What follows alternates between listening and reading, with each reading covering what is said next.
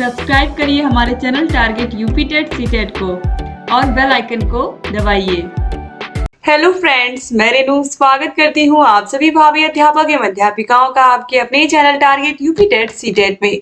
दोस्तों, आज की इस क्लास में हम पढ़ने वाले हैं आपके डीएलएड थर्ड सेमेस्टर का सेकंड पेपर समावेशी शिक्षा एवं विशिष्ट आवश्यकता वाले बालकों की शिक्षा निर्देशन एवं परामर्श के अंतर्गत चैप्टर नंबर 5 में आज हम पढ़ने वाले हैं मानसिक रूप से मंद बालकों के विषय में अवधारणा, इनकी परिभाषा, इनकी पहचान कैसे करेंगे और इनकी क्या क्या विशेषताएं होती हैं। तो ऐसे बच्चे जो मानसिक रूप से मंद होते हैं, ये मानसिक मंद बच्चे होते मतलब इनमें क्या विशेषताएं होती हैं या कैसे हम जान पाते हैं कि बच्चा मानसिक रूप से मंद बालक है, या किस प्रकार से आईक्यू के माध्यम से या कैसे हम जान पाते हैं, तो इसके बारे में यहाँ पर हम समझते हैं। देखिए, मानसिक रूप से जो मानस मंद बालक होते हैं, ये बच्चे कौन होते हैं? तो यह प्रश्न सदैव ही मनोवैज्ञानिकों एवं शिक्षकों के मध्य चर्चा का विषय रहा है। क्या वे बच्चे जिनकी शैक्षिक उपलब्धि सामान्य से कम है मानसमंद कहे जाएंगे, अथवा वे जो विद्यालय में किसी भी क्षेत्र में सफल नहीं होते हैं, अथवा वे जो शिक्षा के क्षेत्र में तो असफल हैं किंतु अन्य क्षेत्रों में सफल है। तो मानसमंदता का सामान्य अर्थ क्या है? औसत से कम मानसिक योग्यता या ऐसे बच्चे जिनकी जो बुद्धि लब्धि होती है वो सामान्य बालकों से कम होती है, तो ऐसे बच्चों को हम कहते हैं मानस मंद बालक, या इन्हें हम अधिगम अक्षमता वाले बालक भी कह सकते हैं। तो मंद बुद्धि बालक या मूड होता है, आपको पता, इसलिए इसमें सोचने की, समझने की और विचार करने की शक्ति कम होती है। क्रो के शब्दों में जिन बालकों की बुद्धि लब्धि 70 से कम होती है उन्हें हम मंद बुद्धि बालक कहते हैं। तो याद रखिएगा, क्रो ने मंद बुद्धि बालकों की परिभाषा क्या दी है कि ऐसे बालक जिनकी बुद्धि लब्धि 70 से कम होती है उन्हें हम मंद बुद्धि बालक कहते हैं। अब देखिए, स्कैनर के शब्दों में यहाँ पर स्किनर ने क्या परिभाषा दी है? प्रत्येक कक्षा के छात्रों को एक वर्ष में शिक्षा का एक निश्चित कार्यक्रम पूरा करना होता है। यानी कि जैसे कक्षा 4 में आप गए हो तो एक साल आपको पूरा मिल रहा है पढ़ने के लिए, और फिर आपका एग्जाम होता है। अगर आप उस एग्जाम में फेल हो जाते हो तो आपको फिर से वो कक्षा पढ़नी होती है। ठीक है, तो जो छात्र इस कक्षा को पास करके आगे बढ़ गए वे सामान्य कहे जाते हैं, और जो छात्र नहीं पूरा कर पाते हैं तो उनको हम मंद बुद्धि छात्रों की संज्ञा में रखते हैं। विद्यालयों में यह धारणा बहुत लंबे समय से चली आ रही है और अभी भी यही धारणा है। आधुनिक समय में मंद बुद्धि बालकों से संबंधित पूर्व अवधारणा में परिवर्तन हुआ है, जिस पर पोलक ने लिखा है, मंद बुद्धि बालक को अब क्षीण बुद्धि बालकों के समूह में नहीं रखा जाता है जिनके लिए कुछ भी नहीं किया जा सकता। अब हम यह स्वीकार करते हैं कि उनके व्यक्तित्व के उतने ही विभिन्न पहलू हैं जितने सामान्य बालकों के व्यक्तित्व के होते हैं। मंद बुद्धि बालकों से तात्पर्य यह माना गया है कि मूल रूप से ये बालक दो प्रकार के होते हैं। पहला है मंदित मना बालक और दूसरा है धीमी गति से सीखने वाले बालक। तो सबसे पहले हम मंदित मना बालक क्या होते हैं इनके बारे में जानेंगे। तो साधारण रूप से जिन बालकों की बुद्धि लब्धि 60 से कम होती है, याद रखिएगा, जिनकी आईक्यू 60 से कम होती है, बुद्धि लब्धि का फॉर्मूला क्या है? मानसिक आयु बटे वास्तविक आयु गुणे 100 जब हम करते हैं तो हमें आईक्यू यानी कि बुद्धि लब्धि प्राप्त होती है। ठीक है, तो देखिए, जिनकी बुद्धि लब्धि 60 से कम होती है उन्हें हम अल्प मानसिक न्यूनता ग्रंथियों की श्रेणी में रखते हैं, किंतु इस श्रेणी में हम यहाँ सामान्य से नीचे बुद्धि वालों की भी गणना करते हैं। इनमें जड़, मूढ़ तथा मूर्ख बुद्धि आती है। बहुत से अभिभावक इस बात पर विश्वास नहीं करते कि उनके बालक मानसिक रूप से पूर्ण नहीं है। उनका विचार यह होता है कि यदि बालक अच्छी प्रकार से अध्ययन नहीं कर पा रहा है तो वह उतनी मेहनत से नहीं पढ़ता जितनी उसे करनी चाहिए। यदि कोई उनसे कहता है कि उनका बालक मानसिक रूप से अपूर्ण है तो वह उस पर क्रोधित होने लगते हैं। ऐसा बालक साधारण ज्ञान को प्राप्त करने में असमर्थ रहता है। अतः अध्यापक का प्रथम कर्तव्य है कि वह अभिभावकों को उनके बालकों के मानसिक विकास के संबंध में अवगत कराए, जिससे वे बच्चों की उचित शिक्षा की व्यवस्था कर सके। मंदित मना बालकों का समायोजन प्रतिभाशाली व साधारण बालकों की अपेक्षा कठिन व भिन्न है। इनके प्रति व्यवहार सहानुभूतिपूर्ण व धैर्यपूर्ण होना चाहिए। विद्यालय में मूर्ख बालक कम होते हैं किंतु अल्प बुद्धि के बहुत से बालक आपको दिख जाते हैं। यदि मानसिक न्यूनता ग्रसित बालक को साधारण पाठशाला में पढ़ाई आरंभ करवा दी जाती है तो वे निम्न श्रेणी का रिजल्ट देंगे, जबकि उनके अभिभावक उनसे अच्छे रिजल्ट की आशा करते हैं, जिसके परिणाम स्वरूप वे मानसिक क्षोभ का शिकार हो जाते हैं। यानी कि जो विद्यालय है, अगर शिक्षक बता रहा है बच्चे के अभिभावक को कि आपके बच्चे में ये समस्या है या मानसिक रूप से मंद बालक है, तो अभिभावकों को ये बात समझनी चाहिए, ना कि उन्हें बार बार अपने बच्चे पर दबाव डालना चाहिए या शिक्षक पर दबाव डालना चाहिए आप सही से पढ़ा नहीं रहे, या बच्चे पर दबाव डालना चाहिए कि तुम सही से पढ़ नहीं रहे हो। ये पूरी तरीके से गलत है और ऐसे बच्चों को उचित देख रेख की भी जरूरत होती है और विद्यालय से भी उसे सहानुभूतिपूर्ण व्यवहार मिलना चाहिए। यूनेस्को ने एक प्रकाशन में विद्यालय में विभिन्न श्रेणी के मंदित मना बालकों के अनुपात की तालिका दी है, जो कि इस प्रकार है। ठीक है, तो यहाँ पर आप देखिए, गंभीर रूप से मंदित मना यानी कि जड़ बुद्धि शब्द जो उनके लिए प्रयोग होता है, लगभग बुद्धि लब्धि स्तर आयु यानी कि 0 से लेकर के 19 वर्ष, और यहाँ पर देखिए विद्यालय में परसेंटेज कितना है, 0.06। इसके बाद साधारण मंदित मना देखिए, जिसे हम हीन बुद्धि शब्द का प्रयोग करते हैं, ये 20 से 49। ठीक है, और यहाँ पर आप देखिए 0.24। इसके बाद देखिए मध्यम मंदित मना दुर्बल बुद्धि 50 से 69। तो यहाँ पर ये बुद्धि स्तर दिया हुआ दोस्तों, यहाँ पर वर्ष नहीं दिया हुआ है, बल्कि ये 0 से 19 बुद्धि लब्धि यानी कि IQ है। फिर यहाँ पर देखिए साधारण 20 से 49, फिर मध्यम 50 से 69 जो कि 2.26 होता है, और फिर यहाँ पर देखिए मंदित मना, ये मंद या पिछड़ा बालक जो कि 70 से 85 या 90 के बीच में ये बुद्धि लब्धि होती है, और ये देखिए इनका परसेंटेज जो होता है 19 होता है। तो इस तरीके से यहाँ पर ये जो यहाँ पर गंभीर मंदित मना, साधारण मंदित मना और मध्य मंदित मना है, इनका परसेंटेज 2.56% होता है।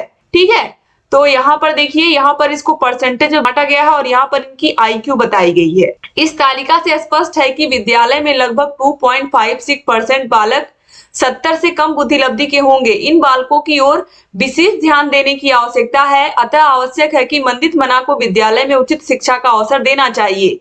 साथ ही पाठ्य सामग्री रोचक हो तथा व्यावसायिक शिक्षा भी देनी चाहिए, ताकि वे अपनी जीविका चला सके। यानी कि इन बच्चों को ऐसी पढ़ाई पढ़ानी चाहिए जिससे ये आगे चल करके अपना खुद का रोजगार कर पाए या खुद अपनी जीविका चला पाए, किसी पर ये आश्रित ना हो। जिनकी बुद्धि लब्धि 55 से कम है, उनके लिए विशेष स्कूल खोले जाने चाहिए, ताकि वे करके सीखने की विधि सीखें, एक सरल नागरिक के रूप में विकसित किए जाएं, जो कि ज्यादातर मंदित मना कुसमायोजित रहते हैं। शिक्षा द्वारा बालक अच्छी प्रकार से समाज में समायोजित हो सकता है, जो अपनी सेवाओं को अच्छी सामाजिक योजनाओं में लगा सकता है। इस प्रकार के बालक दूसरे व्यक्तियों का आदर प्राप्त कर सकते हैं, उनके कार्यों में सहायता कर सकते हैं तथा अपने अच्छे स्वभाव के कारण वह अच्छी मित्रता उत्पन्न कर सकते हैं तथा सामाजिक क्रियाओं में भी अपनी योजनाओं द्वारा सहयोग भी दे सकते हैं। यानी कि ऐसे बच्चों की पढ़ाई की व्यवस्था अगर अच्छी की जाए तो ये समाज में अच्छा मकाम हासिल कर सकते हैं। ठीक है, अब यहाँ पर देखिए American association of mental deficiency, यहाँ पर AAMD ने किस तरीके से बच्चों की परिभाषा यहाँ पर दी है और यहाँ पर इनका IQ किस तरीके से बताया है। जो हल्के मंदित मना बालक होते हैं, इनकी आयु 67 और 52 के बीच में होती है। जो साधारण रूप से होते हैं, उनकी IQ 51 से 36 के बीच, और जो गंभीर मंदित मना होते हैं, उनकी IQ 19 या इससे कम होती है, जिन्हें हम मूर्ख भी कहते हैं ऐसे बच्चों को, या जिन्हें हम इडियट कहते हैं इंग्लिश में। ठीक है, तो अब यहाँ पर हम धीमी गति से सीखने वाले बच्चों के बारे में भी जान लेते हैं। मंदित मना बालक के बारे में तो आपने जान ही लिया। अब धीमी गति से सीखने वाले बालक वे बालक जिनकी बुद्धि लब्धि औसत से कम होती है, वह भी उन विकास प्रतिमानों का अनुसरण करते हैं जिनका IQ उच्च स्तर का होता है। जिनकी एक विशेषता यह होती है, वह अपने सम आयु वाले साथियों की तुलना में अपरिपक्व प्रतीत होते हैं। इनमें कम आत्मविश्वास और निम्न स्तर की आत्म प्रतिष्ठा हो सकती है। तो धीमी गति से सीखने वाले बालकों के लिए सुझाव, उनके लिए अग्रलिखित सुझाव दिए जा सकते हैं। पहला है, धीमी गति से सीखने वाले धीमी गति से सीखने वालों को वैसी स्थिति में नहीं रखा जाना चाहिए जहां उनमें विफलता की भावना विकसित होने की संभावना हो। उन्हें वही कार्य करने को दें जिनको करने में उनकी योग्यता हो। यहाँ पर हम इस तरीके से भी कह सकते हैं कि कोई सवाल किसी बच्चे को 1 या 2 बार में समझ में आ गया, किसी बच्चे को 10 बार बताने पर भी वो समझ में नहीं आ रहा है, तो ऐसे बच्चे ही आते हैं धीमी गति से सीखने वाले बालकों की श्रेणी में। ठीक है, तो ऐसे बच्चों के ऊपर थोड़ी सी ज्यादा मेहनत करने की जरूरत होती है। ठीक है, तो देखिए उनमें एक आत्मनिष्ठा की भावना बनाएं, उनमें आत्मविश्वास उत्पन्न करें। ऐसे बच्चों में कॉन्फिडेंस आप ही को लाना है, क्योंकि आप ही शिक्षक हैं।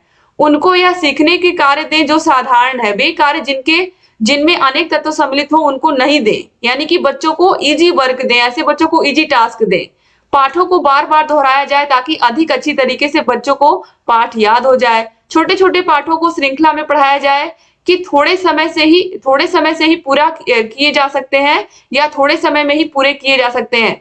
उनसे देर तक पाठों पर ध्यान लगाने को ना कहा जाए, यानी कि बच्चों को छोटे छोटे टुकड़ों में तोड़ करके चैप्टर्स को पढ़ाया जाए और आराम से पूरा किया जाए चैप्टर को, और उन्हें बहुत देर तक पढ़ने को ना कहा जाए या बहुत देर तक ध्यान लगाने को ना कहा जाए। प्रोग्राम प्रणाली की प्रविधियां उनके लिए उपयोगी हो सकती हैं, जैसे छोटे छोटे पदों में पढ़ाएं, जहां त्रुटि हो वह तुरंत उन्हें क्या करें, उसको पता लगा करके बच्चों को उसको सही भी करवाएं। इस बात का लेखा रखें कि जो कार्य उन्हें दिया गया है वह उन्होंने पूरा कर लिया है और उसकी प्रगति हो रही है या नहीं। अब इन बालकों की हम पहचान कैसे करेंगे, ठीक है। तो देखिए, पहले इस बात पर मनोवैज्ञानिकों में वाद विवाद था कि कौन सी बात मानसिक पिछड़ापन उत्पन्न करती है। डॉल ने मानसिक पिछड़ेपन की परिभाषा अगर प्रकार दी है, तो प्रश्न यह उठता है कि कौन सा समूह है जो कि मानसिक रूप से पिछड़े तथा सामान्य बालकों के बीच का है। अभी एक प्रश्न यह भी एक प्रश्न का विषय है। कुछ मनोवैज्ञानिक इन्हें मंद अधिगामी के रूप से पुकारते हैं। स्कूल में प्रारंभिक कक्षाओं में ही इस बात का पता लगा लेना चाहिए कि बालक कौन से समूह में आता है, ठीक है। उसके अनुसार शिक्षा देनी चाहिए। मानसिक रूप से पिछड़े बालकों की पहचान स्कूल परीक्षक कर सकते हैं। पहचान के उपरांत उन्हें विशेष शिक्षा के लिए भेजना चाहिए। तो देखिए, यहाँ पर जो मानसिक रूप से मंद बालक की परिभाषा यहाँ पर डॉल जी ने दी है, तो यहाँ पर इसको हम देखते हैं ये क्या है। देखिए, mental retardation is a state of social incompetence obtaining at maturity or likely to obtain a maturity resulting from developmental mental arrest of constitutional यानी कि heredity और environmental origin, ठीक है। तो यहाँ पर भी वही बात बताई गई है कि जो ऐसे बच्चे होते हैं वो उन्हें प्रॉब्लम होती है अपने आसपास की चीजों से एक तरीके से कह सकते हैं कि सामंजस्य बैठाने में, और ये बच्चे मेच्योर नहीं दिख पाते हैं क्योंकि यहाँ पर ये बच्चे मानसिक रूप से मंद होते हैं। अब मानसिक रूप से पिछड़े बालकों की पहचान, तो अध्यापक शैक्षिक निष्पत्ति के आधार पर, यानी कि उनकी पढ़ाई लिखाई के अनुसार या फिर वो कितने अच्छे हैं सब्जेक्ट में, इससे वो जांच लेते हैं कि जो बच्चा है मानसिक रूप से पिछड़ा है या नहीं। ऐसे बालक प्रायः शारीरिक रूप से अयोग्य होते हैं, संवेगात्मक रूप से अस्थिर होते हैं। बुद्धि लब्धि द्वारा भी पहचान हम इनकी कर सकते हैं। इस तरह से की गई पहचान सही होती है। शैक्षिक तथा शारीरिक आलेख पत्र भी सहायक होते हैं और व्यक्तिवृत्त अध्ययन भी महत्वपूर्ण होता है। तो देखिए, मानसिक पिछड़ेपन के दो आधार हैं, मुख्य रूप से यहाँ पर दो होते हैं, लेकिन यहाँ पर एक तीसरा व्यवहारिक भी होता है। तो यहाँ पर शैक्षिक और सामाजिक के अलावा व्यवहारिक भी होता है, तो उसको भी हम पढ़ेंगे। तो देखिए, शैक्षिक, ऐसे बालक सूक्ष्म चिंतन के योग्य नहीं होते हैं। शैक्षिक क्षमता में वह अपने आयु समूह से बहुत नीचे होते हैं। फिर है सामाजिक अवसर में कुशल नहीं होते और व्यक्तिगत व सामाजिक उत्तरदायित्वों का निर्वहन ये नहीं कर पाते, ठीक है। अब देखिए, व्यवहारिक, अधिगम की क्षमता कम होती है और इनमें संवेदनात्मक दोष होते हैं। जब मानसिक रूप से पिछड़े बालकों का पता चल जाता है तो उन्हें एक योग्य मनोवैज्ञानिक द्वारा एक मनोवैज्ञानिक परीक्षण दिया जाना चाहिए, जिससे यह पता चल सकता है कि बालक शिक्षा देने के योग्य है अथवा नहीं। वह यह बता सकता है कि बालक मानसिक रूप से पिछड़ा है अथवा मंद अधिगामी है। यह उसका उत्तरदायित्व है कि वह यह बताए कि शैक्षिक प्रोग्राम बनाया जाए तथा किस प्रकार से बालकों की अधिगम में सहायता की जाए। अब देखिए, मानस मंद या मंद बुद्धि बालकों की क्या विशेषताएं होती है, कैसे हम इनकी विशेषताओं को पहचान पाते हैं। देखिए, मानसिक विशेषताएं इनकी किन प्रकार से होती हैं। तो मानस मंद बालकों की बुद्धि लब्धि सामान्य बालकों से कम होती है, सबसे पहली पहचान तो यही है। जन्मजात मानसिक क्रियाएं सामान्य बालकों की अपेक्षा कम होती हैं। ध्यान केंद्रण, कंसंट्रेशन और कोऑर्डिनेशन, समन्वयन की योग्यता इनमें बहुत कम होती है। बहुत देर तक अपने दिमाग को कंसंट्रेट नहीं कर पाते किसी एक चीज पर। स्मृति विस्तार, रेंज ऑफ मेमोरी बहुत ही सीमित होती है, यानी कि इन्हें बहुत दिनों तक कोई बात याद नहीं रहती है। ध्यान विस्तार, स्पैन ऑफ अटेंशन भी कम होता है। कल्पना शक्ति या चिंतन योग्यता बहुत निम्न स्तर की होती है। किसी चीज के बारे में वो कल्पना और चिंतन बहुत कम कर पाते हैं। सृजनशीलता बहुत कम होती है, क्रिएटिविटी नहीं होती है। अमूर्त चिंतन की योग्यता नहीं होती है, बच्चे सोच ही नहीं पाते हैं। तर्क शक्ति, जब वो सोच ही नहीं पाएंगे तो वो तर्क कहाँ से कर पाएंगे, ठीक है, तो इसका भी अभाव होता है। अब सामाजिक विशेषताएं देखिए, तो अपनी व्यक्तिगत आवश्यकताओं के लिए जीवन पर्यंत दूसरों पर ये निर्भर रहते हैं। स्वयं पर नियंत्रण रखने में असमर्थ होते हैं। अपनी व्यक्तिगत एवं सामाजिक समस्याओं को हल करने में ये असमर्थ होते हैं, इसीलिए इन्हें हमेशा माता पिता या फिर परिवार के सदस्यों की जरूरत हमेशा पड़ती है। सदैव सुरक्षा, देखभाल तथा निरीक्षण की आवश्यकता हमेशा होती है। इनको प्रोटेक्शन, केयर, ठीक है, और सुपरविजन की आवश्यकता हमेशा होती है। ये प्रायः अनैतिक, असामाजिक क्रियाओं में संलग्न रहते हैं, यद्यपि इन्हें अन्य कार्यों के परिणामों का ज्ञान नहीं होता। समाज में, परिवार तथा आयु वर्ग में निष्कासित रहते हैं। अब इनकी शारीरिक विशेषताएं, फिजिकल कैरेक्टरिस्टिक्स के बारे में हम पढ़ लेते हैं। संवेदीगामक विकास की गति सामान्य से बहुत धीमी होती है, ठीक है। शारीरिक क्रियाओं जैसे कि चलना, दौड़ना, बोलना, भोजन करना या कपड़े पहनना आदि इत्यादि में प्रगति इनकी बहुत धीमी होती है। किसी भी उद्दीपक के प्रति प्रतिक्रिया देने में अधिक समय लेते हैं। अपने चाल को, जैसे भूख लगना, प्यास लगना इत्यादि को ये व्यक्त ही नहीं कर पाते हैं, बता ही नहीं पाते हैं। जटिल संवेगों का पूर्णतः अभाव होता है, जैसे ईर्ष्या, प्रतिस्पर्धा। ये बच्चे अधिक सोच नहीं पाते हैं, तो इनके अंदर ये सब भावनाएं नहीं आती हैं। शारीरिक रूप से अनाकर्षक होते हैं। अब इनकी शैक्षिक विशेषताएं क्या होती हैं? तो देखिए, इनकी सीखने की गति बहुत धीमी होती है, ये तो आपको पता ही है।